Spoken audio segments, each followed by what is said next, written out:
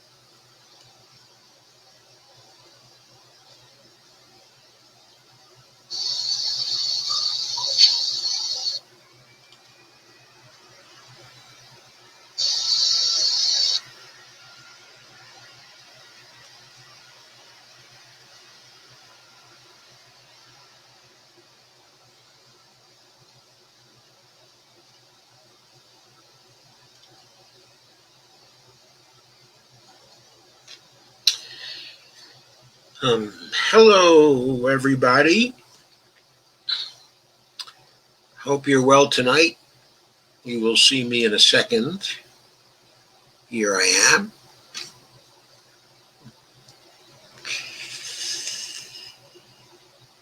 I was watching State of School live from the Milwaukee protests too, Kay.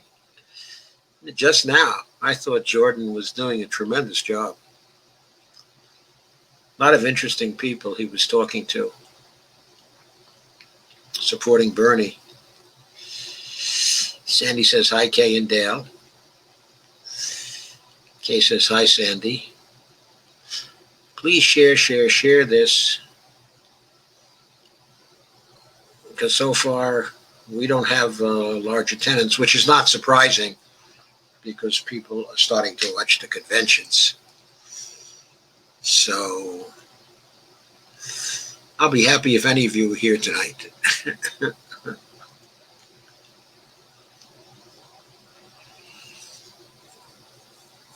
But anyway, thank you for being here. I much appreciate it. I know it's hard.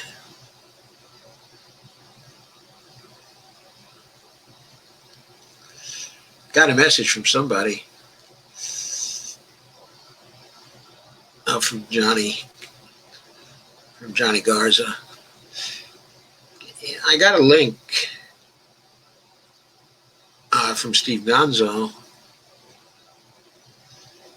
It was in the work team, actually linking to but townhall.com.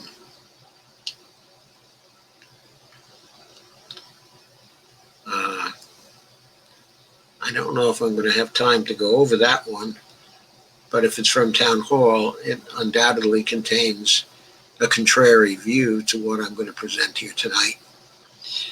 So let's see, it's a Facebook post. Well, it's probably a video. Let me see. Let me see what it is.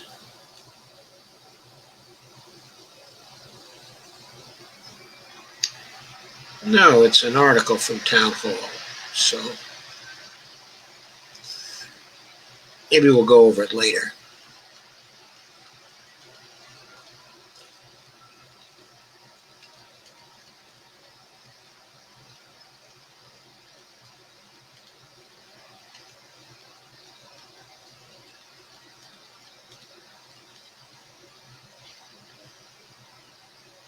Maybe I will go over it, but in some time, a little while. For now, I want to start us out tonight by sharing this piece from Popular Resistance.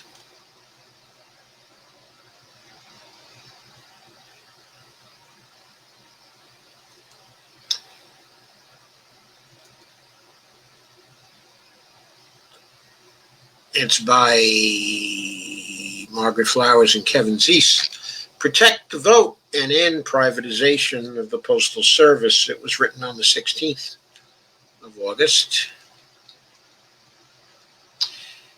And they frame it as the Postal Service is failing due to a long-term effort to weaken it, plus the confluence of the COVID-19 pandemic, recession, and intentional efforts by the Trump administration to suppress the vote.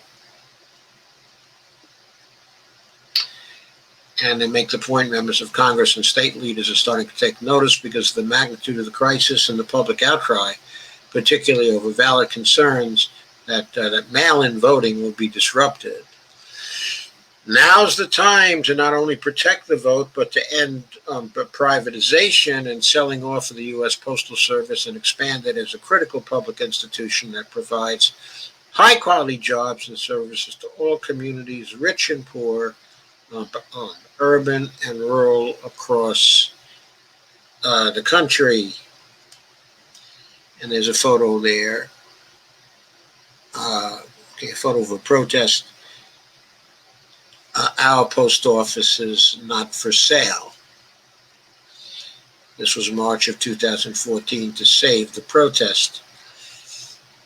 And Margaret and Kevin go over the long push to dismantle and privatize the post office. The post office is mandated in the Constitution, Article 1, Section 8, Clause 7. It is a critical service and a public good that has been provided to all people. With the passage of the 1981 budget, the U.S. Postal Service was required to be self-funded from its revenues alone without support through taxes, which it was able to achieve until the pandemic. In fact, for more than 200 years, it has been solvent, despite being the target of big banks and profiteers. So that's their framing, of the introduction to the problem. There's been a long push to dismantle and privatize the post office, but it's mandated in the Constitution. It is a critical service, and a public good. It's been provided to all people. It's a universal service. It's not supposed to be provided to people based on what they can pay. In other words, having the Postal Service is a right, in a way. It's a right of the individual Americans to have postal service. Our right. They're trying to take away one of our rights again. Ellen Brown describes a long history of the plan to dismantle and privatize the U.S. Postal Service going back to 1910, when the Postal Savings Bank Act was passed to provide a safer alternative for people after the banking crash of 1907. I'm not going to go over Ellen Brown's historical treatment, but I put the link in the description so you can read it for yourselves.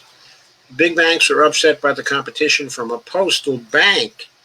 In 1966, the postal banks were dismantled after a series of laws were passed beginning in the New Deal era, which strengthened the private banks and gave them an advantage over postal banks.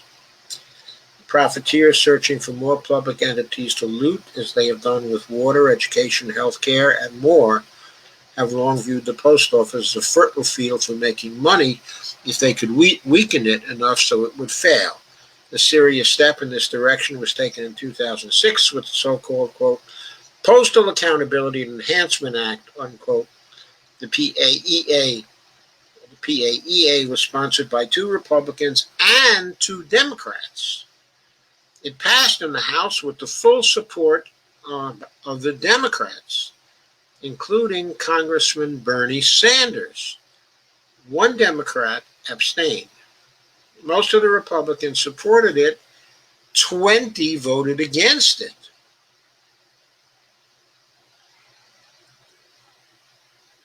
Now, why did it pass with the full support of the Democrats? It then went to the Senate, where it passed with by unanimous consent, a procedure used when senators do not want to be held accountable for their vote. A requirement of the PAEA is that the Postal Service must pre-fund all of its retirement funds, including health benefits, for the next 75 years, including for people who have not been born yet. No business is required to go to this extreme, and 2/3 of Fortune 1000 businesses, 2/3, don't pre-fund retirement at all. So why did Congress give these Fortune 1000 businesses this advantage over the post office? Why did they give them this competitive advantage over the post office? This pre-retirement of funding costs of the UPS over $5.5 billion each year. It is a way to fatten the cow for its eventual sell-off to private corporations. Well, I think it's a way to weaken the cow for its eventual sell-off to private corporations. One of the first, I guess it fattens the cow in the sense that there's a retirement fund getting $5.5 billion each year. So one of the first impacts of the PAEA was that 65,000 postal workers lost their jobs in 2009. Why? Because the USPS had to save that $5.5 billion each year. The post office is one of the target employers of African Americans in the U.S. It's also, in many areas, a large employer, of other minorities. For example, in Ashburn, Virginia, when I walk into the post office, I see people who appear to be of Chinese origin, Indian origin. I'm not sure that I actually saw, an African American in our local post office. There may have been, I may have missed it, but my overall point is, it is a place that employs other minorities outside of African Americans. It's a large employer, of other minorities too. This continued throughout the Obama administration. It's almost half of the postal processing plants were shuttered. Local post offices had their hours reduced by 25 to 75%, and 3,700 post offices were closed. That's what the Obama administration was doing to the post office. The move to end Saturday mail delivery was attempted and stopped. A total of 150,000 postal workers lost their jobs under Obama, and those who remained had their wages cut. Why? Because the Obama administration believed in neoliberal ideas about how private organizations are more efficient than public organizations, and so it favored partnerships of public enterprises with private enterprises. Probably Obama voted for that 2006 act requiring the post office to fund their retirement 75 years in advance.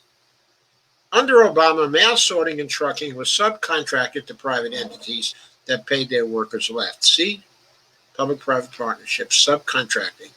Activists began to protest in 2013 by delivering petitions and occupying post offices. In Berkeley, California, people occupied the main post office for 33 days to prevent the historic New Era building from being sold.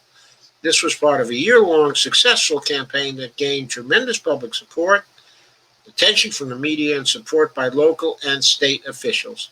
2015, a grand alliance to save the post office, created by the 4 postal workers unions and other organizations, including Popular Resistance, the publishers of this article, formed under the leadership of the APWU president, Mark Dimenstein. Listen to our interview with him on Clearing the Fog in April. I presume that's April of 2020. The alliance lobbied Congress to repeal the 2006 the PAEA and to stop the sell-off to private corporations. The alliance successfully organized to stop Staples from being allowed to provide USPS services. I remembered that. I was so happy that they stopped Staples. The campaign used protests outside Staples stores, a boycott of Staples, and a complaint filed with the NLRB. A judge ruled in favor of the USPS in November of 2016. Staples was ordered to shut down its postal services by March 2017. If Staples had been allowed to continue, it would have led to the closing of more post offices and the loss of more jobs. And this is as good a time as any to let you know that I released the first of the progressive short takes this week. It was on a little criticism of Bernie's speech to the Democratic National Convention from last night. That is criticism of the specifics he went into in that speech, so you may be interested in it. I also have 4 other short takes that will be coming up this week, including a short take on Pavlina Chernieva's thread on public sector enterprises versus private sector enterprises, and how to know what's an appropriate public sector enterprise and what's an appropriate private sector enterprise. And her thread from Twitter has very explicit criteria to make the distinction, and it applies very much to the post office, by the way. Okay, not only to the post office, but to Medicare for All, okay, and a number of other services, okay, and entities that definitely belong in the public sphere and that should in no way be privatized. So that's an important video for you to look at when it comes out, which will be relatively shortly, either later tonight or tomorrow. I haven't really decided yet. I may do Michelle Obama tonight and then post the Pavlina video tomorrow. So, the future of the post office is uncertain, to go on with this article. The U.S. Postal Service has continued to face the same struggles throughout the Trump administration. Despite a majority in the House and enough senators to have power over the passage of any legislation in the Senate, Democrats did not take steps to save the post office until it threatened their reelection in 2020. Yes, that is to say, the neoliberal Democrats The COVID-19 pandemic and recession created an emergency situation for the post office. The closing of businesses and record bankruptcies has meant a sharp decline in the quantity of mail. Postmaster General Megan Brennan started putting out the warning early in the year that the situation is dire and that the USPS could run out of funds during the summer. The Postal Service Board of Governors asked Congress for a $75 billion rescue package that would provide $25 billion in immediate funds, and the rest is credit and financing, but for modernization projects. Instead, the CARES Act, passed in late March, but provided a measly $10 billion. Thank you, Nancy Pelosi, which has been held up by the Trump administration and used to pressure the Board of Governors to elect Louis DeJoy as the new Postmaster General in June. Thank you again, Nancy Pelosi, for allowing that to happen. On March 30th, President Trump said on Fox, if there was a high voter turnout, quote, you'd never have a Republican elected in this country again, unquote. Trump was explaining what, now that's completely false, it's just more bullshit from Trump. Trump was explaining why he opposed more money being spent to help states conduct the 2020 election during the pandemic. The Democrats offered $25 billion in aid and relief for the yearly $5.5 billion in retirement funds in their House version of the bill, but did not use their power in the Senate to demand relief for the USPS. Thank you, Chuck Schumer. Meanwhile, Amazon received tens of millions of dollars in support of its private delivery providers through the Payroll Protection Program for small businesses. Nothing for the post office, everything for Amazon. The new institute, more lemon socialism. All we see around us is lemon socialism. A new Institute for Policy Studies report found that when cuts are made to the USPS, it is rural communities that are hit the hardest. Hello, Republicans. Hello, somebody in the rural communities.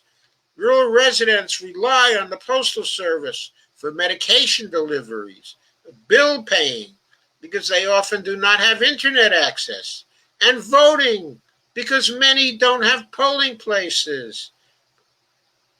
Private companies like Amazon and FedEx will not deliver to rural areas and use the USPS to do it for them instead. Under the new Postmaster General DeJoy, changes have been made that are slowing down mail service and delaying the delivery of medications and other necessities. Almost 700 mail sorting machines were removed, and people showed photos on social media of blue mail receptacles being taken away in trucks. On Friday night, top executives in the Postal Service were fired or resigned. This sparked a large noise demonstration early Saturday morning outside of Louis DeJoy's home in Washington, D.C. President Trump made it clear last week that his actions are intended to suppress the vote in the November election. There is a large push for universal mail-in voting because of the pandemic. People are reluctant to vote in person, and states are having trouble finding people willing to work the polls. Although President Trump requested an absentee ballot for himself in Florida, he said that mail-in voting is subject to fraud and can only be trusted in Republican states. Right, exactly, right. This is too much to even believe that anybody would seriously contend that mail-in voting could be trusted in Republican states at all. He denied a request for emergency aid for universal mail-in voting, saying, quote, they want $3.5 billion for something that will turn out to be fraudulent.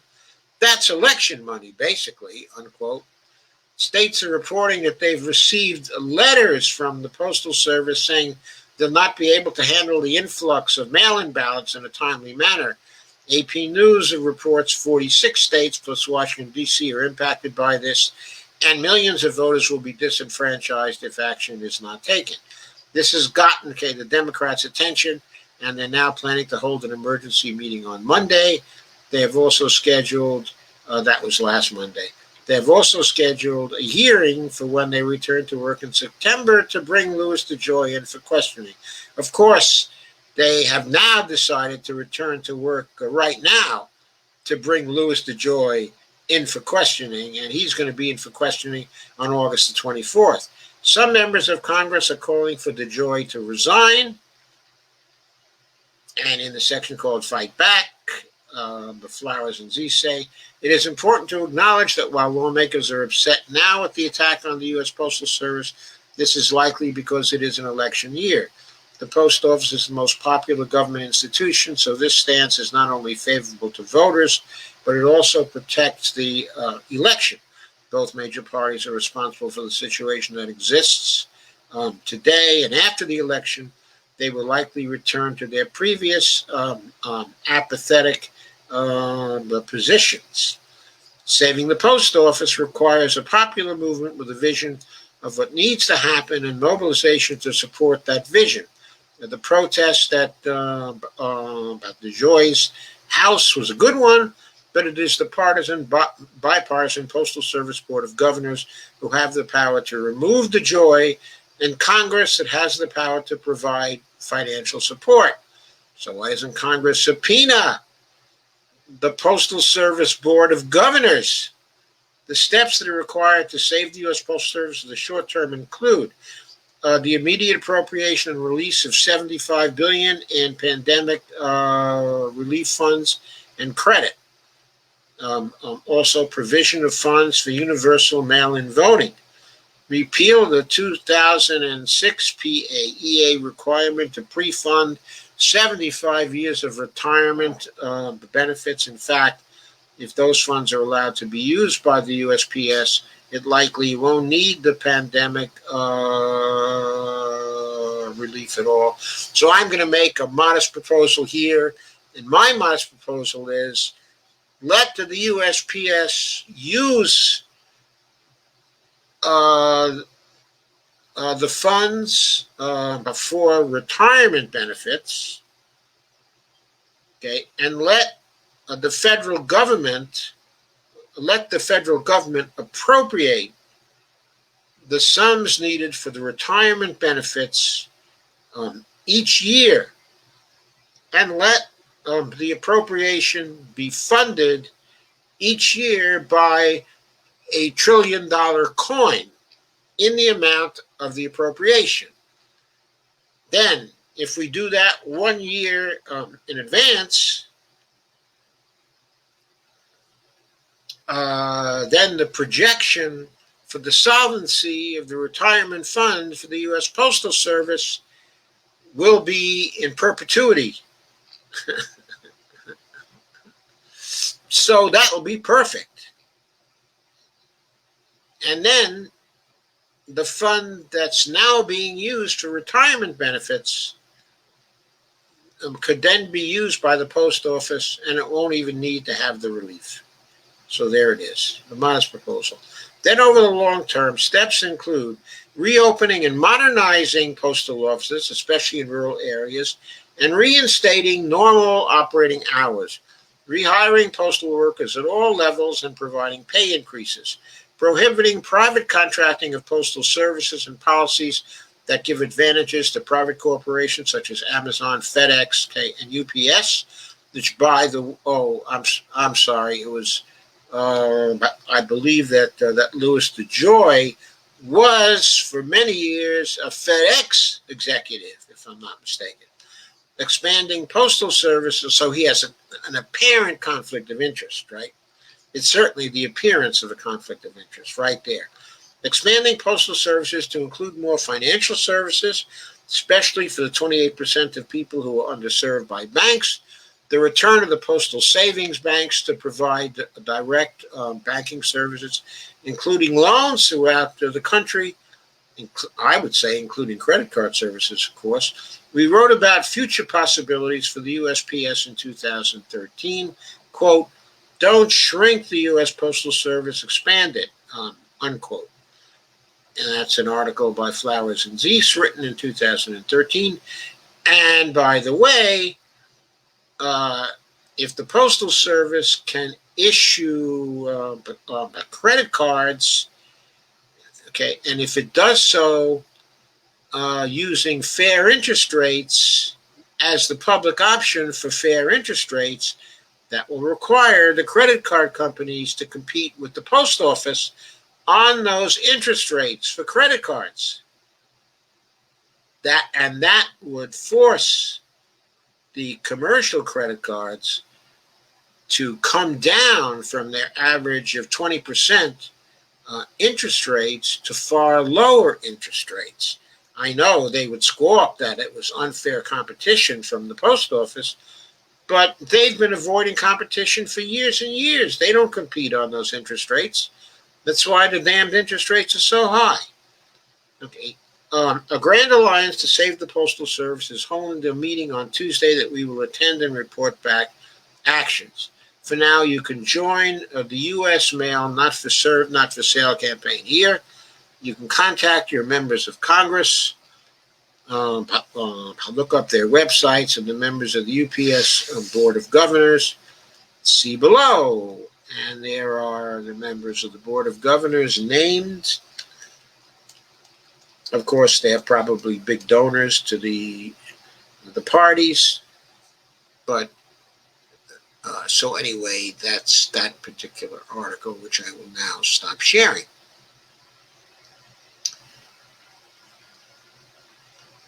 I'm now going to go on to a piece by Dave Dayen, who writes, I better share this for you. Share screen.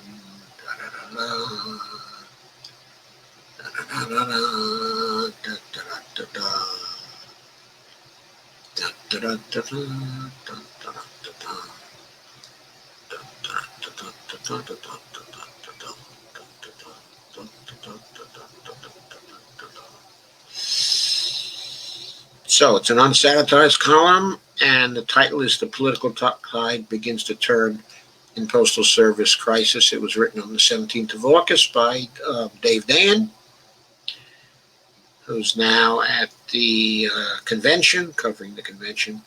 Dave says, first response, here's where we're at after an eventual couple days in the Postal Service crisis.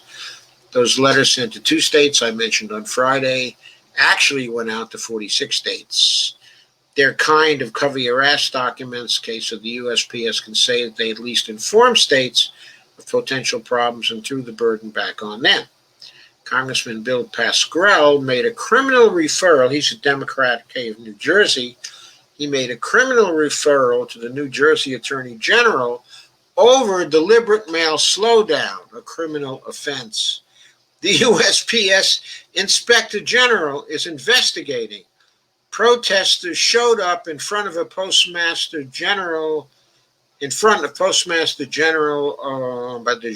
house on Saturday and made a ton of noise.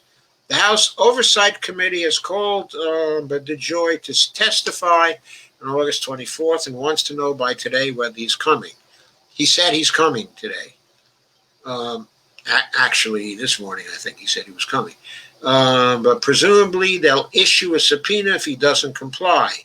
Mike Duncan, chair of the Postal Service Board of Governors, DeJoy's bosses essentially, has also been called. So he'll be coming too. Wonderful. In a 10-page letter, Dems are seeking key documents from DeJoy due on Friday. Speaker Pelosi is hauling back the House into session to vote on legislation that prohibit the Postal Service from implementing operational changes and revert it back to the operation system in place on January 1st, 2020.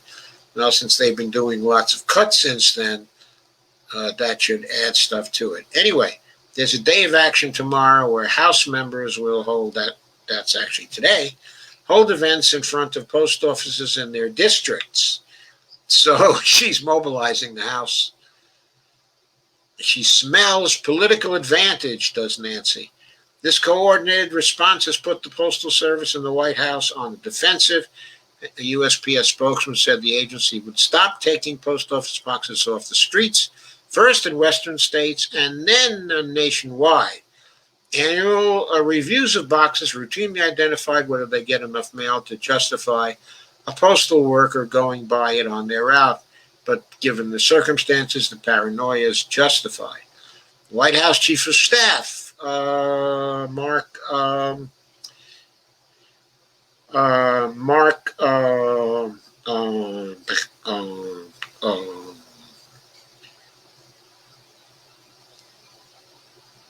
Meadows claimed that no more sorting machines will be taken offline, though documents obtained by Vice and CNN indicated that this was well underway and workers have seen them taken out.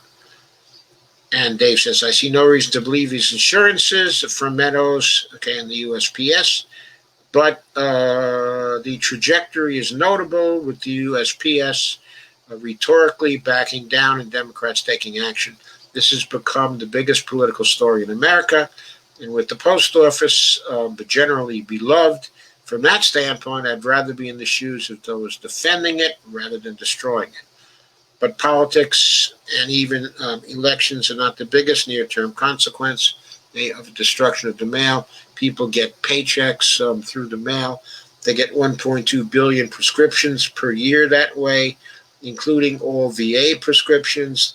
They get billions of critical packages, especially for the smooth functioning of commerce. In small businesses, I may have mentioned once or twice that we're in a pandemic, and that makes the post office's services even more vital. What I said Friday, that 182 million pieces of mail go out per day, I was only counting first class pieces. Overall, it's around 472 million per day. You can't just snarl that and expect no real-world impact, up to and including life and death. That's absolutely right by Dave. And by the way, the 472 million the post office handles each day means that adding an additional 80 million pieces, which is the estimate for mail-in voting, which would take place over a week to two, that's an average of what? Maybe 8 million a day or 6 million a day or something like that. An extra 6 million a day is literally a drop in the bucket. There was no reason to warn states at all that there was going to be a problem with respect to mail-in voting. It just doesn't make sense to say there's going to be a problem when you're handling 472 million pieces of mail each day. And by the way, when you send in those votes, they wouldn't be going first class. They wouldn't be going first class. That was some of what the fighting was about, because they were getting the same rate, as marketing pieces.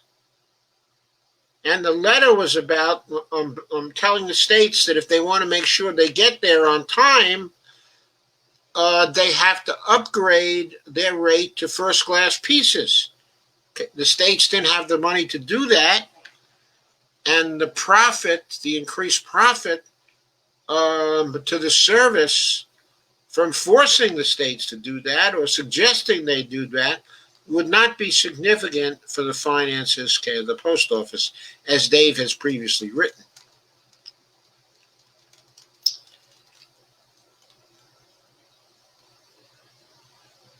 There was a little kerfuffle over the weekend that Dave is writing about here. It was an argument on Twitter. It was sparked by Jay Johnson, the idiot who's gone back to work for MSNBC because he's an anti-Bernie Sanders idiot, whenever he gets a chance. Over the weekend, he had a big argument with people concerning whether Bernie Sanders somehow is to blame for Trump's commandeering of the Postal Service through blocking appointments to the Board of Governors.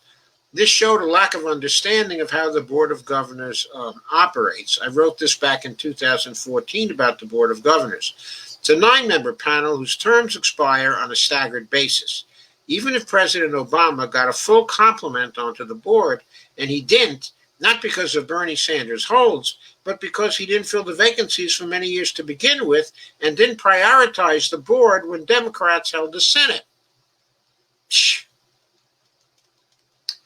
Obama, in a lot of cases, did not pay attention to detail, and he created great problems with that. For example, in the elections of 2010, he doesn't seem to have anticipated that that was going to be a redistricting year, and that it was essential that the Democrats win the elections in 2010 so that the Republicans wouldn't be able to gerrymander. Obama did not pay attention to that.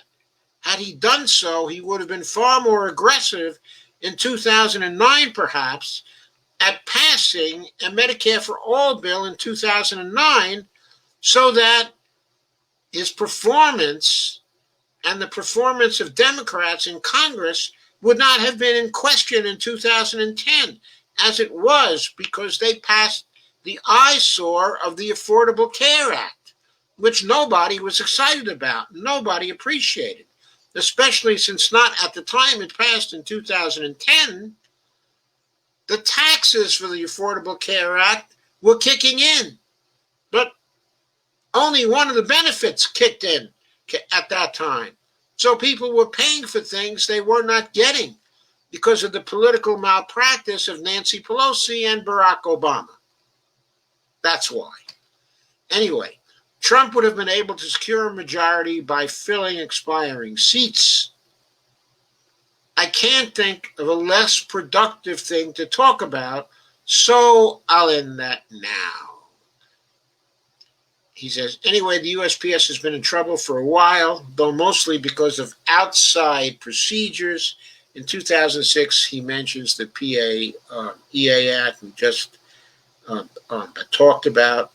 That forced the agency, though, into a rushed 10-year window to pre-fund their pensions. So they were pre-funding the pensions for 75 years out from 2006 to 2015. Cutting into their profits, of course. The rise of email has dropped the mail volume, though packages have picked up the slack somewhat. PAEA also restricted new business lines for revenue, a debilitating circumstances for any business unable to adapt to changes in customer behavior. In the Obama years, a rotten partnership with Staples had non-union workers doing union postal workers' jobs. Thanks, Obama. Thanks, Obama. Wonderful, Obama.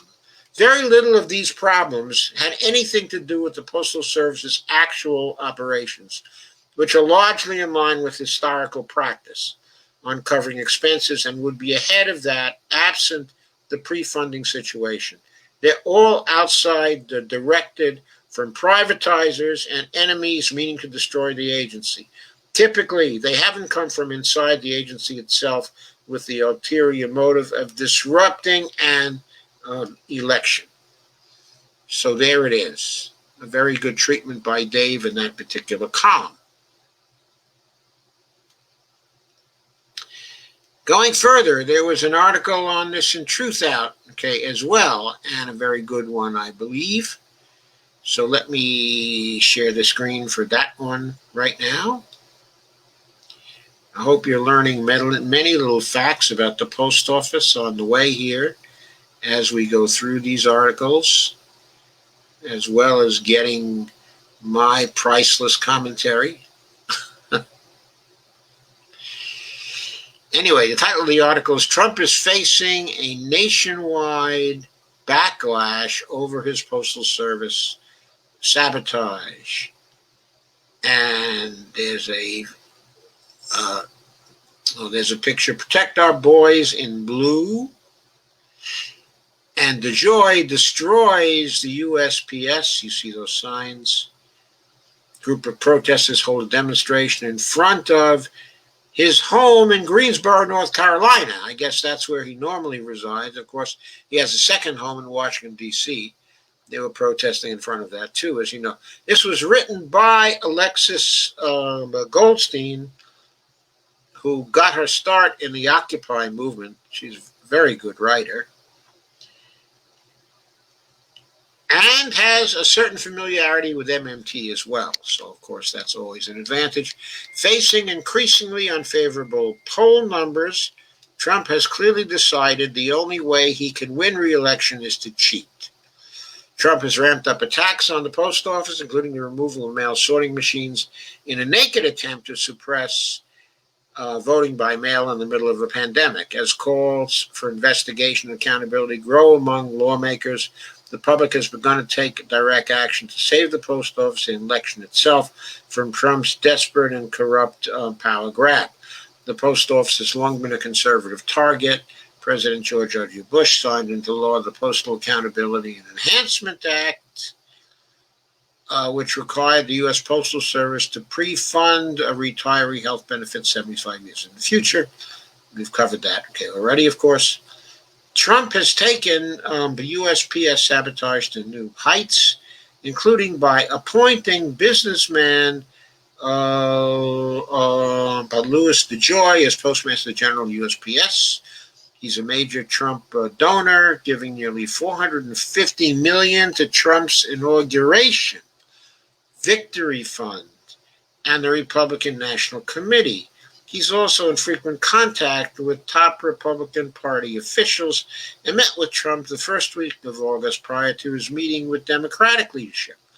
He's enacted and overseen multiple policies that will put both the viability of the post office and integrity of the November election at risk. On August 7th, he displaced 2 top executives at the USPS and reassigned 23 others in a movie critics called Friday Night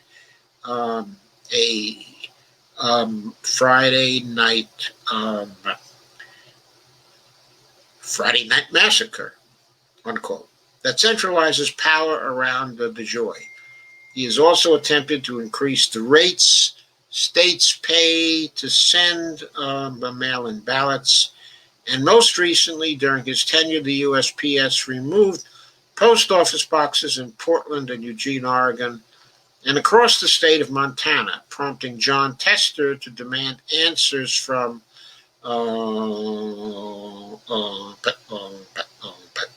DeJoy. Jon Tester, is a Democrat, by the way. Not a very progressive Democrat, but on the post office, he's there. The USPS is still unable to confirm to CNN if the removal of mailboxes will stop. Aaron Gordon advice obtained internal USPS documents that outline plans to remove 15% of their mail sorting machines.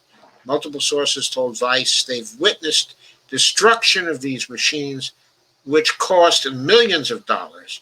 The Washington Post reported that at least 671 machines have been removed, including many in districts likely to be key to swing states in the presidential election. And the USPS estimates that the removal of the sorting machines will reduce the number of pieces of mail processed per hour by 394,000 in Pontiac, Michigan, 327,000 in Columbus, Ohio, and 324,000 in Philadelphia, Pennsylvania. Overall, the removal of the sorting machines would represent a total reduction of 21.4 million pieces of mail processed per hour nationwide. Wow. That would cut into the 472 million pieces that the post office handles.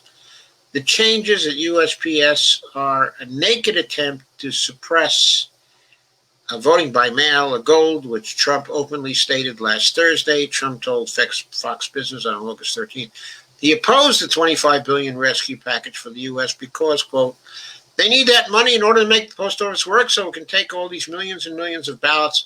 But if they don't get those 2 items, these means you can't have a universal mail-in voting because they're not equipped to have it, unquote. White House economic advisor Larry Kudlow also admitted their opposition to protecting the vote.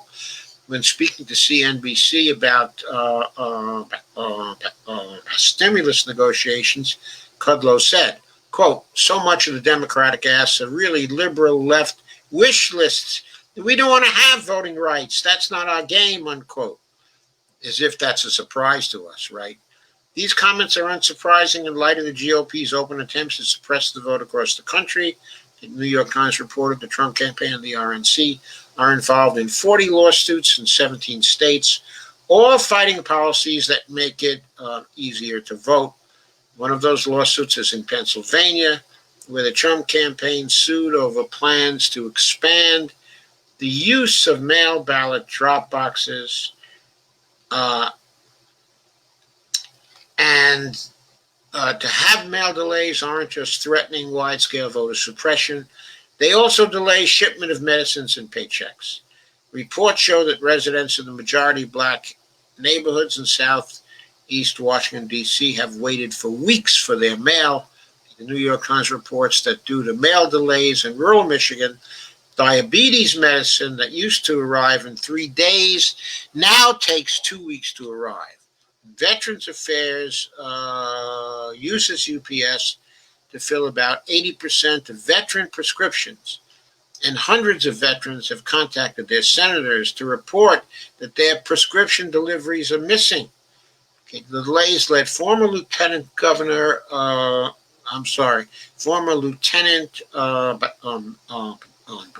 General Honore to tell MSNBC that Trump's attacks on the USPS, quote, have to stop, unquote. The USPS and its employees have been sounding the alarm. The post office warned that in nearly all 50 states, current mail delays mean ballots may not be received by election officers in time to be counted. Jonathan Smith, president of the New York Metro Area Postal Union, told NY1, okay, the delays are due to the actions of DeJoy. Quote, if you were to leave the Postal Service under the exact same conditions that he found it, using the overtime, using the staff we do have, we would have absolutely no problem delivering on our mission to make sure every ballot is getting back to the election committee on time, unquote. There have been more calls for investigation from lawmakers, including Senator Gary Peters, Democrat of Michigan, and Senator Elizabeth Warren, Democrat of Massachusetts. Peters opened an investigation into the mail delays following DeJoy's failure to respond to his repeated inquiries. Warren called for the Post Office's Inspector General to investigate changes the USPS has made to slow mail delivery and highlighted the Postmaster General's potential conflicts of interest, including stock in the logistics giant Amazon, which he purchased following his appointment. So he purchases stock in a competitor of the USPS following his appointment. The Post Office's Inspector General confirmed on Friday they are reviewing DeJoy's policy changes. State law, you can't believe this crap. State lawmakers, the corruption is just mind-boggling. State lawmakers have also called for local law enforcement to investigate. Arizona Secretary of State Katie Hobbs asked their Attorney General to investigate whether Trump and DeJoy's actions violate an Arizona state law that prohibits anyone from knowingly delaying the delivery of a ballot. In New Jersey, Representative Bill Pascrell Jr. made a criminal referral to New Jersey Attorney General by Gurbir Grewal, asking him to examine whether or not Trump and DeJoy breached state election laws with their actions. Pascrell said, quote, what Trump and his crony are doing is criminal, period, unquote. Democrats have been united in their opposition. On August 12th, every Senate Democrat and both independent senators wrote to DeJoy, urging him, quote, not to take action that makes it harder and more expensive for Americans to vote, unquote. But House Speaker Nancy Pelosi has been criticized for letting the House go on recess without holding hearings to investigate the mail delays and attempts to suppress the vote. Several lawmakers, including Jayapal, Slotkin, Jim Cooper, and Schiff, a member of the House leadership, have all called for a return from recess and an immediate start to hearing on Trump's attacks on the post office. And Speaker Pelosi will bring the House back from recess early in order to investigate the crisis. The USPS holding a hearing with DeJoy on August 24th, and to take up some legislation to roll back the attacks on the post office made since January. But organizers aren't waiting for lawmakers to act to increase the pressure on DeJoy and Trump. On August 15th, the climate group Shut Down D.C.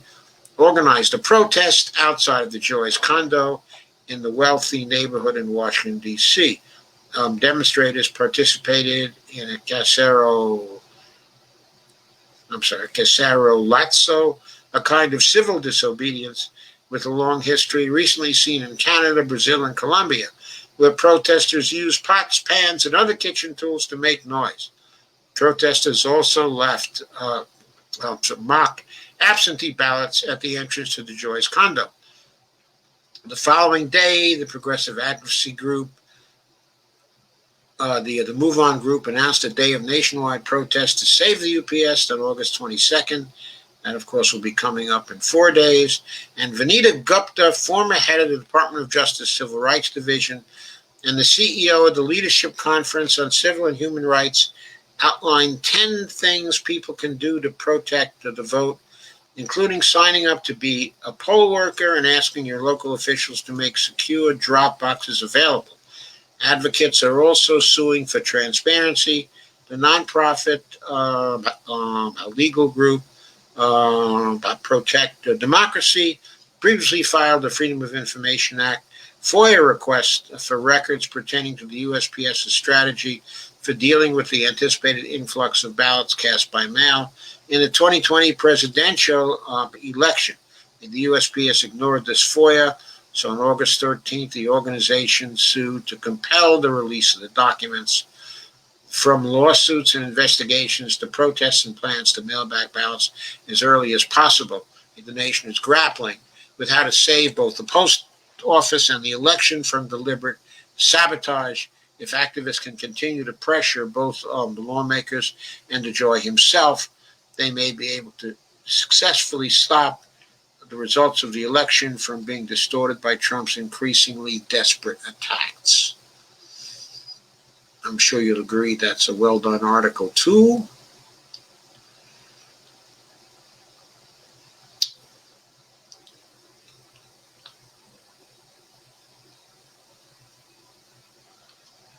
And next, an article by Jake Johnson from Common Dreams, which covers ground I think we've already covered. Let me see if there's anything new in there. The headline is Mail-in Voters and Candidates Sue to Block Unconstitutional Assault on Postal Services by Trump and DeJoy. And the sign, slowing the mail is a federal crime. 18 USC 1701, the citation of the U.S. Code. A federal lawsuit was filed on Monday. Among the plaintiffs in the suits is Mondaire Jones, a progressive activist and attorney who won the Democratic primary for New York's 17th congressional district in June. Running on Medicare for All, a Green New Deal, and tuition-free public college. I think Mondaire is a possible new recruit for the squad. In a series of tweets on Monday, he wrote that, quote, "We've all watched in horror this week as Trump and DeJoy have been sabotaging the USPS. Postal boxes are ripped out, overtime halted, mail sorting machines are destroyed," unquote. Quote again, "Let's be real. We know why Trump is doing this. He's definitely sabotaging the USPS to make it harder to vote by mail in the general election. We know because he told us. This isn't just an attack against the fabric of our democracy. It's a personal attack against each and every American citizen.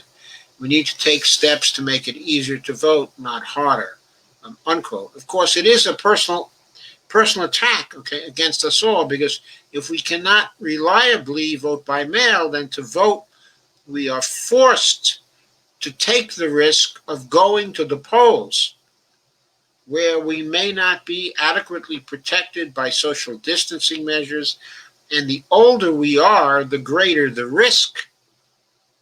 So old people in particular are disadvantaged by this and are victimized by this.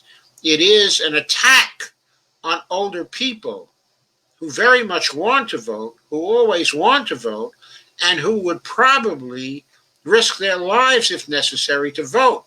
So this is an attack on us, forcing us to risk on our lives from contracting of COVID-19 in order to go to the polls to vote rather than using the mail-in system. This is what sabotaging the mail-in system does. It produces attacks on people. Filed in the Southern District of New York, I'm going on with the article now. The lawsuit decries unconstitutional efforts by Trump and by DeJoy to ensure USPS cannot reliably deliver election mail. The legal action comes as the Democratic lawmakers in both chambers of the U.S. Congress are moving ahead with legislative action to end the Trump administration's sabotage of Postal Service on operation. There's another quote came from Mondaire Jones, which is it's more of the same, and he also tweeted, on enough talk, enough tweeting, we are not playing this game. But today I sued at Real Dollar Trump and Postmaster General DeJoy for violating the Constitution by undermining the USPS.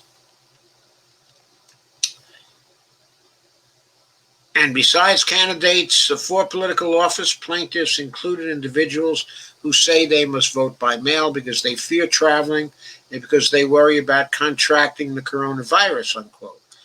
These individuals included a Chicago resident who recently underwent a bone marrow transplant, a digital colorist for film and television who votes in California, an 85-year-old Suffolk County, New York voter at an assistant living facility, and Mary Winton Green, a 97-year-old retired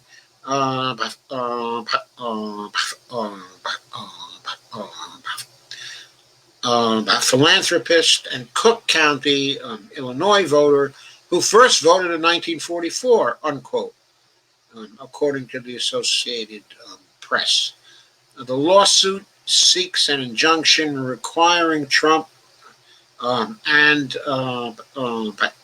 DeJoy, the major Republican donor to the president, take all steps necessary and sufficient to ensure the USPS is adequately funded so that it's able to deliver all election mail, one, consistently with past practice in a manner that ensures absentee and other mail ballots are treated equal to in-person ballots, and three, with sufficient staffing and overtime to handle a record level of mail voting.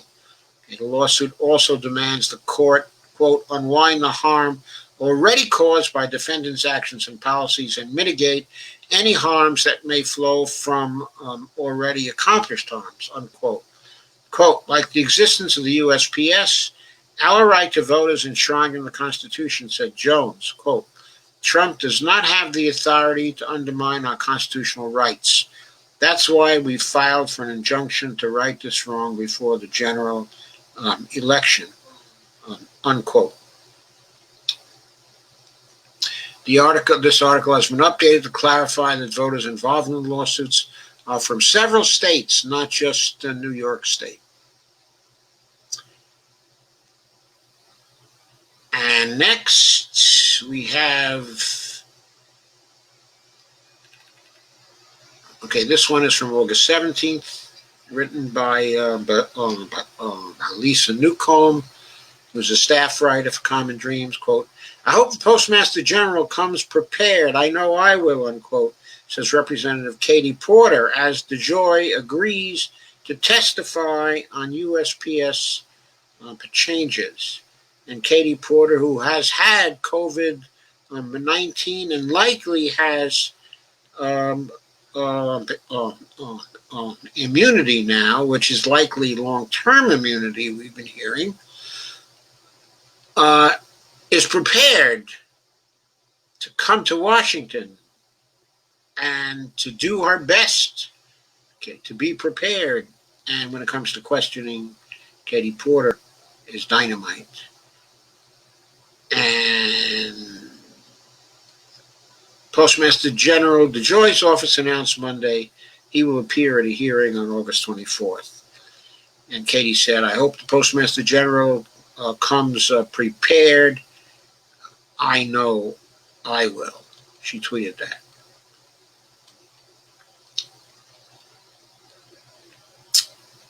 Okay, and the Postmaster General and the Trump administration are under scrutiny following public comments made by the president and DeJoy's recent actions to remove the sorting machines and the post office drop boxes from locations across the country.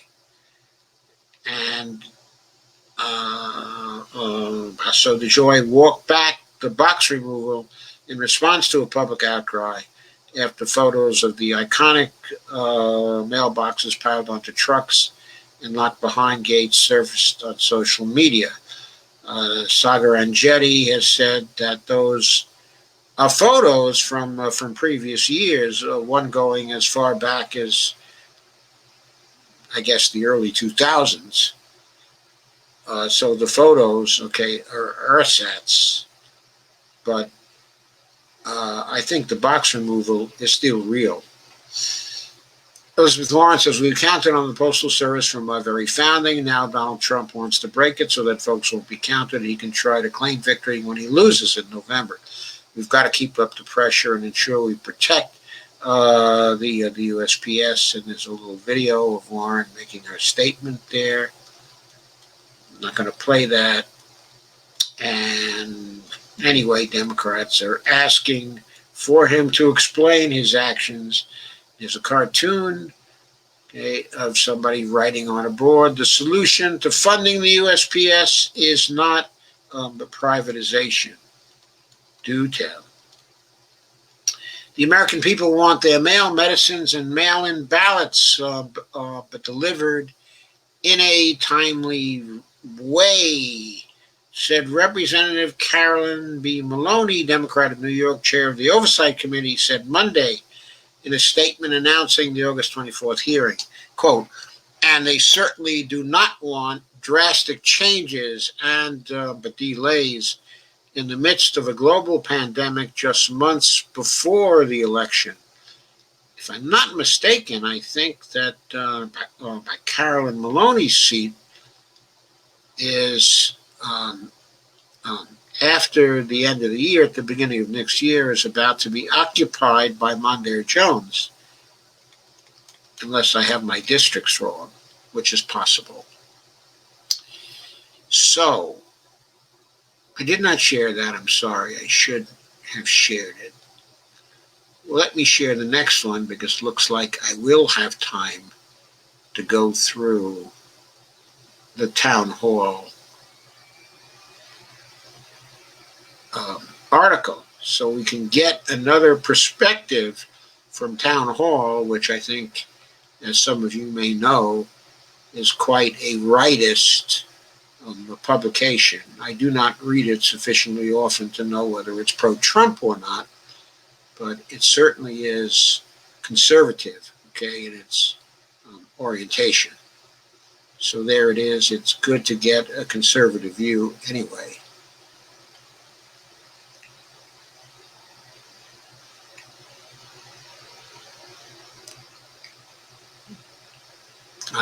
Hey, Dems, take a look at what happened to the USPS under Obama. Well, I think we've been into that already. Anyway, this article complains, okay, Democrats have been repeatedly hammering the Trump administration over the need to expand the United States Postal Service, especially as majority of states are moving to voting by mail for November. But President Trump has pushed back, saying there are flaws with the USPS. We have repeatedly seen issues like not all ballots showing up or being postmarked.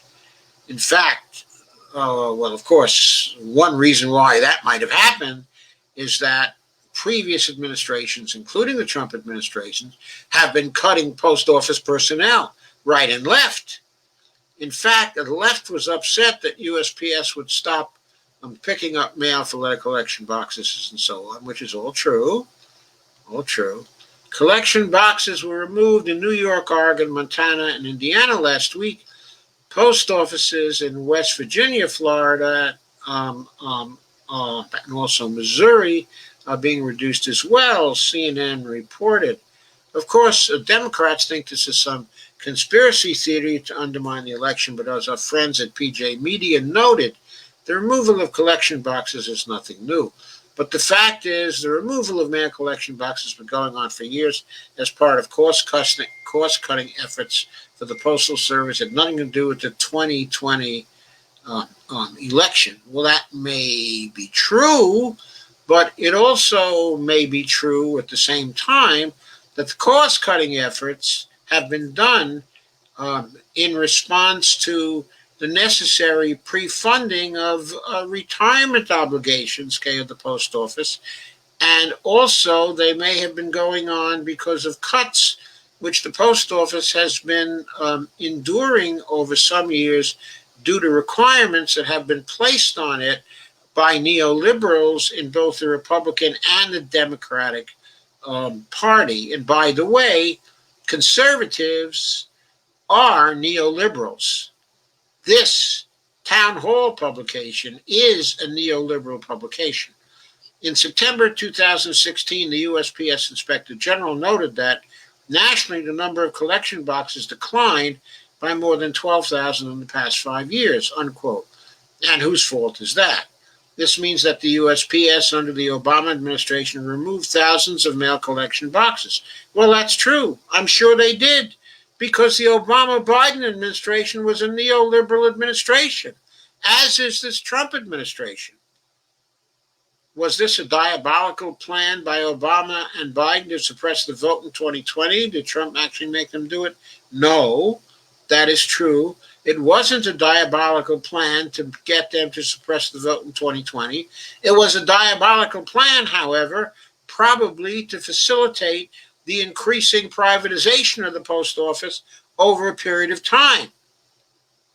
Because Obama and Biden were among the people who voted for the PAEA in 2006, if I'm not mistaken.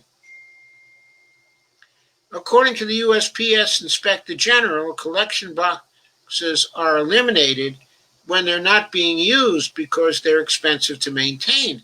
If a collection box is less than 25 pieces of mail per day, those are the boxes that are being eliminated. That may or may not be true. That's what the U.S. Inspector General, is saying. You'll forgive me if I do not necessarily take that at face value. Even though Democratic Senator Jon Tester has called for an investigation into the elimination of the collection boxes, of USPS spokesperson Kimberly Fromm said this has been going on for decades. The USPS frequently audits collection box usage. Yes, I'm sure it's been going on for decades, but the question is whether there has been any changes to what has been going on for decades. It may have been going on for decades, but maybe not at the rate that has been ordered by DeJoy and the current top management of the post office. Quote, "It is a fluid process and figures can vary from day to day. Historically, mailboxes have been removed for lack of use and installed in growth areas," Fromm told The Hill. Quote, "When a collection box consistently receives very small amounts of mail for months on end, it costs the Postal Service money in fuel and work hours for letter carriers to drive to the mailbox and collect the mail. Removing the box is simply good business sense in that respect. It is important to note that anyone with a residential or business mailbox can use it as a vehicle to send outgoing mail." Okay, all that is true, but the post office, note, is not a business in an ultimate sense. It is mandated by the Constitution. It is a public service for all people in the United States. It is not to be judged on efficiency and business criteria. It is to be judged based on service criteria. When these collection boxes are collected, that represents a reduction in services provided by the post office. Why is that a necessary thing for the Postal Service? The U.S. government has no solvency problems. It can pay for whatever it needs to pay for. It has no fiscal sustainability problems. There is no need to collect those collection boxes. It's not a question of the cost. It's a question of how much environmental pollution results from burning the fuels, and how much in other resources are used up by having those collection boxes there. It's not about saving money for the post office, in my view. Instead of acting like this is a new phenomenon, Democrats would be wise to do a little bit of research.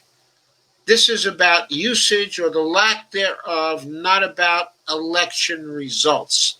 I'm sorry, this article did not make the case for that. It did not make the case. It only made the case that removal of boxes has been going on for a long time. It has not made the case that the process has been in any way speeded up, or that the same number of boxes are not out there. It just hasn't made any detailed case for whether there has been any hanky-panky with respect to these boxes. We do know from the other articles that there appears to be some hanky-panky going on with respect to the sorting machines.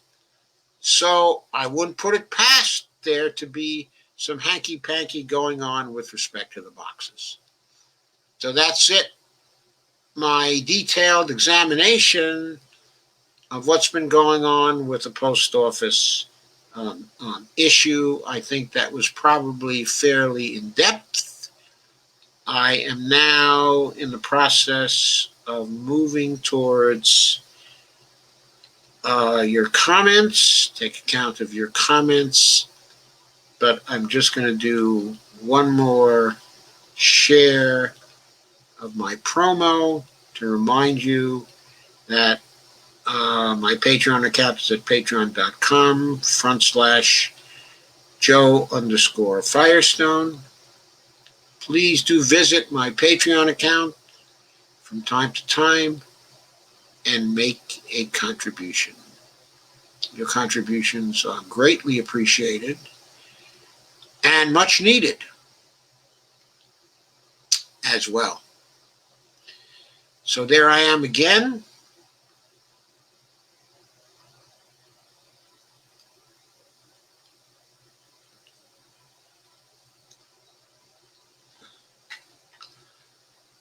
And Sandy says, hi, Kay and Dale. Kay says, hi, all, watching Status Coup Live. Kay says, hi, Sandy. Kay says, yes, he's doing a great job, Joe. Steve says, hi, everyone.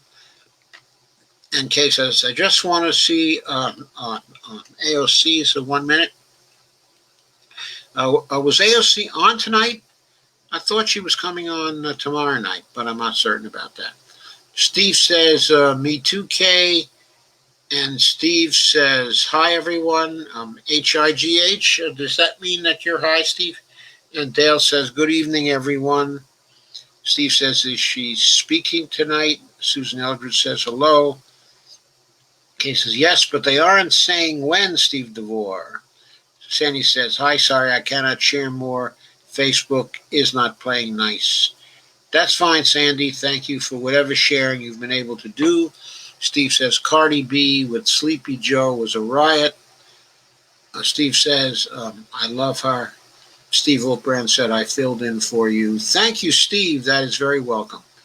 Steve Gonzo said, ours 2 cents. In September 2016, the USPS Inspector General noted that nationally, the number of collection boxes declined by more than 12,000 in the past 5 years. This means that the USPS, under the Obama-Biden administration, removed thousands of mail collection boxes. Was this a diabolical plan? Well, I went over this just now. Sandy says, thank you, Steve. Yes, thank you, Steve, for introducing this. It's good to get the other perspective, if only to critique it. Steve Wolfbrand says, "Don't blink, you'll miss AOC." No kidding, Steve. And Kathy Langtot says, the post office was required to refund retirement in 2006 under G.W. Bush, but as I indicated before, that was supported by Democrats and sponsored by 2 Republicans and 2 Democrats. And evidently more Democrats voted for that than Republicans voted for that, requiring the post office to pre-fund retirement 75 years down the road. And Kathy says, but Obama had 8 years to do something about it. He did, and he never did anything about it. And Sandy says, Steve Gonzo, The Hill, did a story on that. But today, Stephen DeVore says, they gave AOC 60 seconds to speak. They did. And Kathy said, so did Sagar and Jetty. Sandy said, wow, that's a long time. Yeah, no business has to do that. There's no business that has to do that. And by the way, 2/3 of the top 1,000 of the top Fortune 1,000 companies don't pre-fund their retirement at all. They don't pre-fund it at all. But they got federal aid to bail them out of this crisis, didn't they? But Congress would not bail out the post office. That is in trouble because it pre-funded things. Because it pre-funded retirement by 75 years. Kay says it was pre-recorded too. This is the AOC contribution. So they could check it first, Steve DeVore. Yes, I noticed that. Lana said, I didn't get notified that you started the broadcast. Very strange. Yeah, I don't know why. I sent you a notification before the broadcast that I was going on at 9 o'clock. I don't know why you didn't get a notification afterwards, especially since I sent a notification to the work team and, I shared, to the work team, and I shared to the chat group as well. Steve DeVore says, yep, I think they're trying to keep her back and not giving not giving the progressives a platform in the DNC. Steve Wolfbrand said, our mail carriers work hard. Sandy said she was a mail carrier. And Steve Wolfbrand said, I saw that progressive short take. Kay said, I saw the short take too. Yeah, it wasn't that short. But my other short takes are shorter. Susan says, can you post the link to the critique, of Bernie's speech? Susan, you'll find it right on my Facebook page. But today, it is easily accessible on Facebook. It's up on my page, on YouTube too. So you can view it, in either place. And Steve says, Doc, please cover AOC's snippet. Okay, I'll cover that, but tomorrow. And Kay says, Susan, it's on his YouTube page. Yes, and as I said, on my Facebook page as well. Steve says, I thought Trump was going to pardon Snowden today. Instead, he pardoned a person who's been dead for 100 years. SMH. Who did he pardon who was dead for 100 years? Probably some old fascist. Dolores Pierce says, hi, all. Missed Dr. Joe and everyone last night. Hi, Dolores. Okay, I'm glad you missed me last night, but please remember, I'm no longer live streaming on Monday nights. What I'm doing on Monday is, I'm working on the short takes for the week. I did complete 5 short takes but today, and I issued the first one by critiquing Bernie Sanders. So that's up now. And I'll probably issue a second one also after we get off today. And the second one will either be a short take on Michelle's speech or a short take on Pavlina's Twitter thread. And Kay says, I missed you too, Dolores. Sandy says, hi, Dolores. Kathy says, he's not going to pardon Snowden. The intelligence agencies will never let him do it. I think he floated that because he wanted the Democrats and Joe Biden to all reply in chorus and say, pardon Snowden, pardon Snowden. Then he'd be able to decline to pardon Snowden and say the Democrats were soft on Snowden. I think that's what he was trying to do. Steve Wolfbrand says, but I think the Democrats should have come out to pardon Snowden anyway. Don't get me wrong. But I never expected that Biden was going to do that. And Steve said, probably not, but Kathy. And then Steve Wolfbrand went on to say, if Trump pardoned Snowden and legalized cannabis, he could win this thing. That wouldn't be enough to win this thing. Believe me, Steve, it wouldn't be enough to win this thing. Not with the economy in the tank. And by the way, today we went over 175,000 deaths. The current total at the Worldometer site, let's refresh it.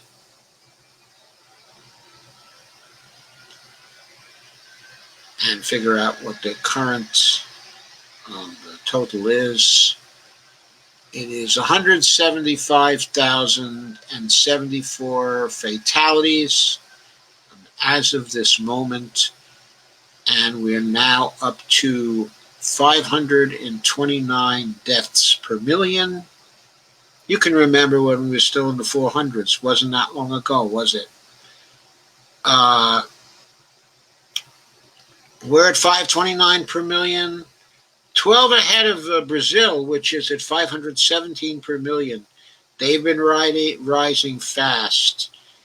And Chile, though, has been staying ahead of us. They are 22 per million ahead of us. And all three of us have been gaining fast on Sweden, which is still at 573. They haven't announced any new deaths in some time. Okay, so anyway, that's the story with respect to deaths at this point in time. I think that's all the new deaths for today that we will have. So, getting back to your comments. So, already 175,000 deaths. There's still 13 days of August to go. At the rate we're going, there's a good chance that by September 15th, we will have reached 200,000 deaths. With nearly 2 months to go,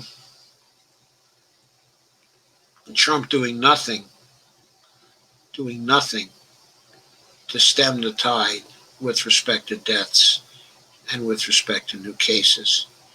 And Kay says, hi, Evelina. Evelina says, hey, Kay. She says, when I was a kid, I seem to remember you could have a little bank account at the post office, but maybe not. It's fuzzy. Depends on how old you are, Steve. Until 1966, there were postal banks. They were ended. Postal banking was ended in 1966 during the Johnson administration, and the Democrats have to be responsible for that because they had big majorities in Congress at the time, and they also had the presidency of the United States. And yet the banks were influential enough to choke off post office banking, which they had been trying to get rid of since 1910. It existed for 56 years, and they were able to get rid of it in a Democratic administration, which was not yet a neoliberal administration, but had started taking big money from financial interests. This started under Kennedy and Johnson. Kathy Langtot says, if you're interested in the Snowden story, there's a good movie on YouTube called Citizen 4. Yes, it's a great movie, which is video recording of Snowden in his hotel in Hong Kong talking to Glenn Greenwald about how he wants these documents released. Sandy Deck says, hi, Evelina. Evelina says, hi, Sandy. And Steve says, Joe Rogan did a great interview with Snowden not too long ago. Yes, he did. Catherine Tokarska said, that's why they want to shut it down. Credit cards are cash cows. Yes. And Evelyn says, would be wonderful if the post office issued credit. If it became a postal bank, but once again, it could issue credit. Chris Patavina said, you could buy savings bond there, and there was a kids savings stands program that let you work up to a $25 bond. I registered for the draft there as well. Nixon took away both e-bonds and also draft and also the draft. Yes, he did, Chris. Kay says, effing Clinton is speaking now. I hate him, said Kay. Sandy said, you must be on a delay, Kay. He's been done. But Tom Perez is on, otherwise known as effing Perez. And Sandy Deck said, C-SPAN. Evelina said, ugh. And Kay said, MSNBC here. And Chris Patavina says, Kay Clark Ryan, he's the reason I dem exited in 1992, been independent ever since. Eileen Green, but distrust all party hierarchies. Yeah, good for you, Chris. Kay says, back when he was prez, I was too busy to pay much attention, working full-time and 3 kids to raise. I didn't figure it all out until later on. I didn't figure it out either, until later on. But I certainly didn't like what Clinton did when he started running surpluses, and when he came under the influence of Bob Rubin. I knew then there was something fishy going on. When he listened to Rubin and not to Bob Reich, I knew he was up to no good. Sandy said, they have some. And Sandy said, someone nominating Bernie for president. Sandy said, AOC is on. And Sandy said, she is seconding Bernie's nomination. Evelina said, everyone trying to smear AOC. She got along the slot when she said she agreed to be pro-Iraq war. No lie. Steve said, I don't get it. AOC seconds the nomination of Sanders, but he said he's not running. Well, they probably want to give his delegates a chance to vote for him. They probably figure that's what his delegates want, so let them vote for Bernie on the first ballot. He'll lose to Biden, and then so Bernie at that point can ask his delegates to shift their support over to Joe Biden, and they will, and then everybody will come together in a great unity celebration. Steve Wolfbrand said, I still love AOC. I remember the night she won a primary. She's not going away anytime soon. No, I don't think she is either. Kay said, love those, and she's been working for other progressive candidates. Very, very important. Kay says, love those 2 nominations for Bernie. Surprised, they let them on there.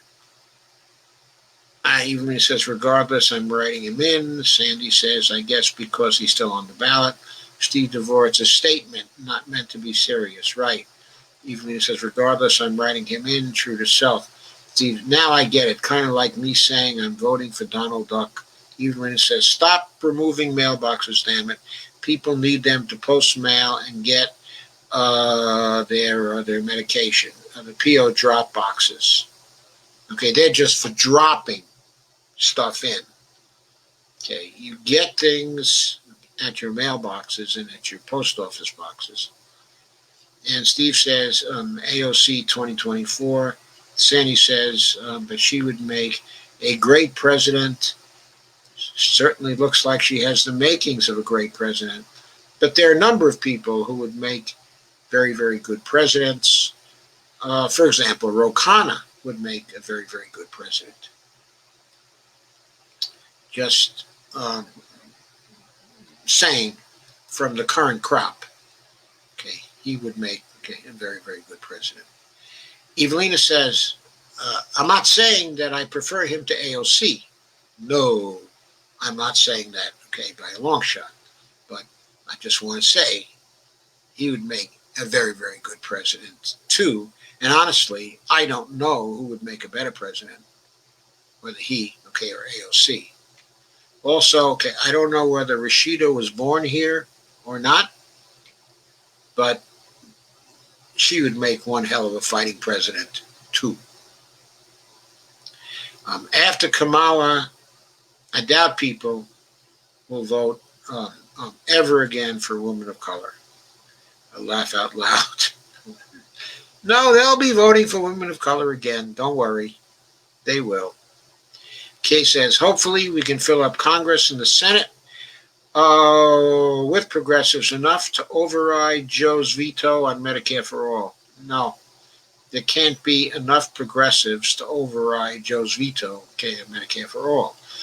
There can be enough to maybe change his mind about actually voting it. If there are, okay, if a majority of people in the House and the Senate do vote for Medicare for all, and if at that time we still have 88% of Democrats or 90% of Democrats in favor, okay, of Medicare for all, then Joe Biden is not going to veto Medicare for all. Mark my words.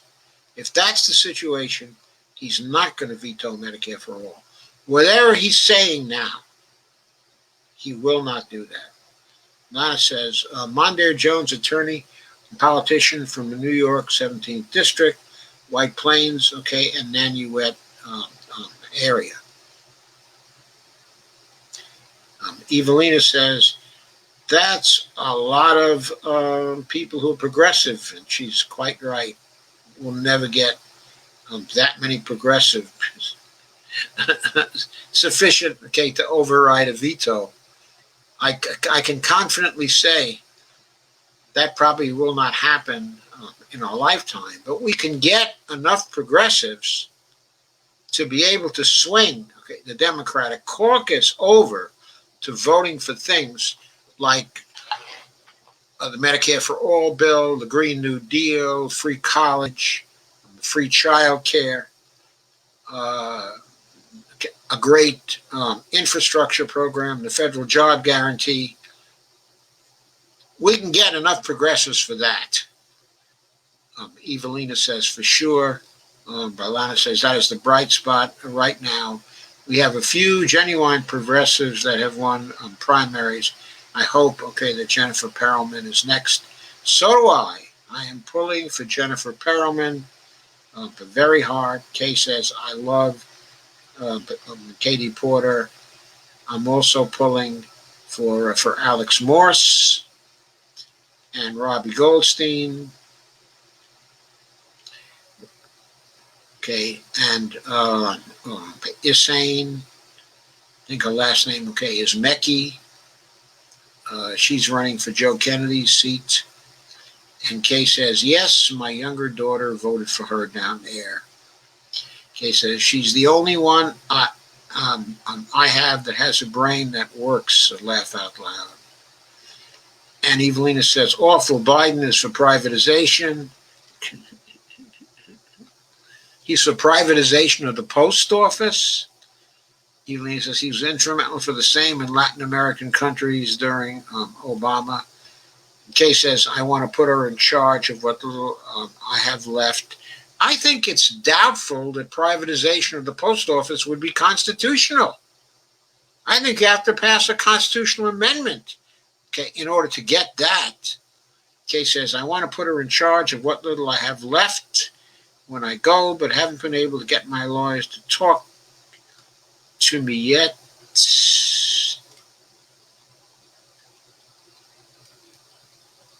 I'm sorry, I scrolled down too fast.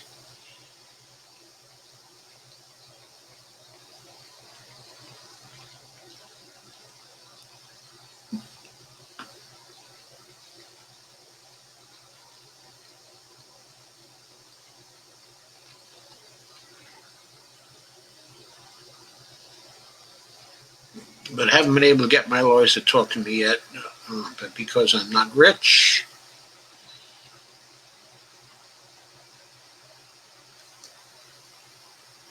And Sandy Degg says Joe is on.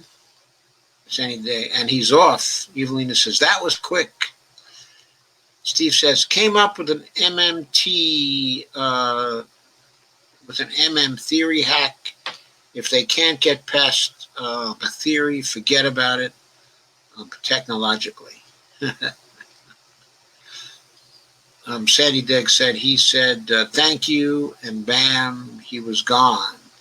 Kay says Dems are useless too. Evelina says like magic. And Steve says they don't want us to see the bad shape Joe Biden is in. Lon says, you may have sent me the usual notices about the commencement of the broadcast, but FB usually shows it in my notifications. I looked at your page, it had unfollowed. The stupid thing has a mind of its own.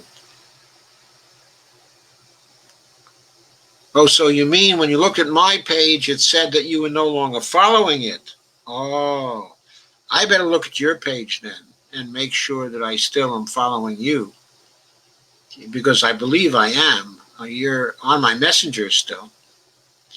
Sandy says, now they have a video of him answering questions. Steve Wolfbrand said it's too obvious. Okay, Lana Dell says, Susan B. Anthony. I think he pardoned. Trump pardoned Susan B. Anthony. Evelina says, I have a couple of unfollows too. I thought it was just me. And Kay says, I don't think FB likes progressives too much. Laugh out loud. Chile is a small country. It's terrible. Yes, Chile is doing a terrible job. It's not that small, though. It has 19 million people, by the way, which is a substantial population. Not as great as Taiwan, but it is 4 times the population of New Zealand, maybe 4.5 times. Okay, and Lana says, that is hideous, the end of postal banking. But Lana says, I am a banker, and I still hate that. When I was a teller, I learned that not everyone has the cash flow to maintain a regular banking account. It's absolutely criminal if there is not an alternative.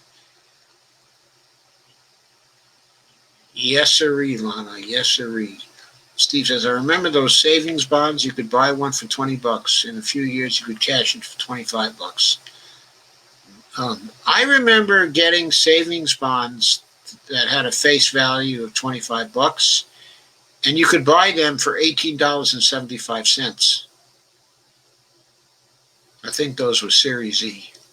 Steve Wolfbrand said, Tulsi would make a great president. Yes, perhaps she would. I'm still not entirely convinced, but I do tend to favor Tulsi. I need to see her collaborate, a little more with other people, because that's the way you get there.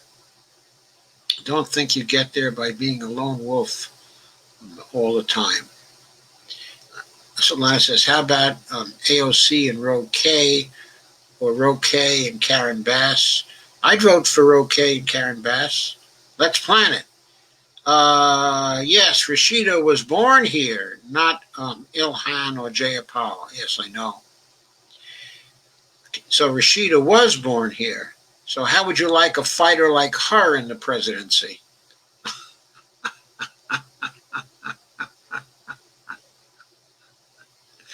Kay says, I got savings bonds when I worked at the old state mental hospital years ago. Cashed them in when the GOP closed those hospitals and put me out. And put me out of the best job I ever had in Ohio. And Lana says, Tulsi is economically illiterate. She would be a great Secretary of State.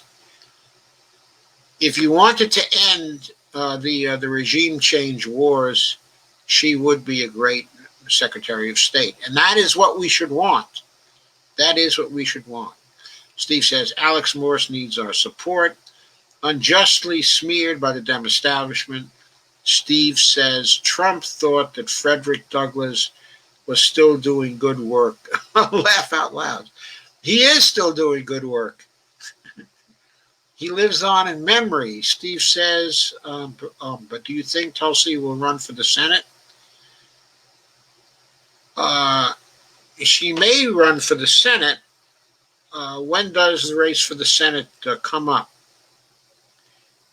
She's not running in 2020, I don't think, is she? You're suggesting she might run in 2022. Well, probably either Maisie's seat or Brian Schatz's seat will come up at that point. So she might well run for the Senate. She probably would have a good chance at that. But Brian Schatz seems to be pretty progressive.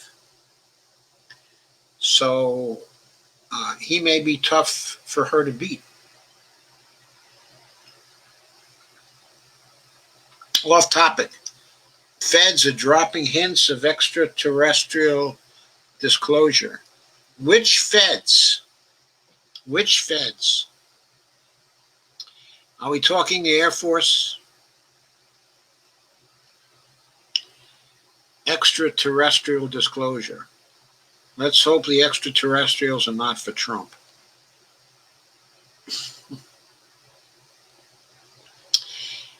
Okay. I've gone through your comments now. I will wait a second or a few seconds. Any other comments you might have? If not, okay, I remind you that I'll have another progressive short take that will be going up a little later tonight after I see to it that this video is put up on by YouTube. I remind you also that I'll be releasing another short tape tomorrow and having another live stream tomorrow. And yeah, Brian Schatz is reading The Deficit Myth, says Susan Eldridge. She said, I would take Schatz over Tulsi. At least he is reading The Deficit Myth. He seems to like it also, right? In terms of his public statements. He's probably talking to Steph about it. Steph's pretty good at persuading people. There's none better. Steve Wolfman says, off topic. Yes. And Susan says, Steve Gonzo, Democrats are treating progressive and young people as cater waiters, there to serve hors d'oeuvre to the Republicans, billionaires, and former office holders who are the real guests. Brutal and brilliant piece from at R. Traster. Rebecca Traster in the cut. How were the DNC speakers chosen? I'm sure the donors had a lot to do with it. Kay says, thank you, Joe and all, for another great discussion. Thank you, Kay, for coming, and thank you for contributing. Thanks to everybody. I'm going to look into this brilliant piece from Rebecca Traster. And thank you, Steve Gonzo, for posting that. Thank you for posting the town hall piece also today, which I quickly took advantage of. Steve says, I think Air Force, there was a statement they have crashed vehicles that are off this world. That are of this world. I'm not sure that's quite what you wanted to say, Steve.